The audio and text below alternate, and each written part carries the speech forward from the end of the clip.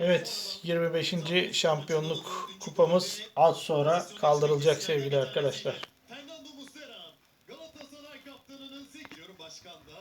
Şu anda bence o görüntü ekrana geldiğinde ekranları başındaki taraftarlar da aynı cümleyi kurmuştur. Zaman geldi.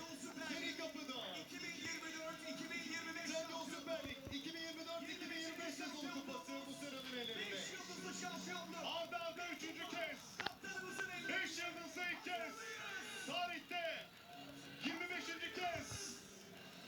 2024-2025 sezonunda şampiyon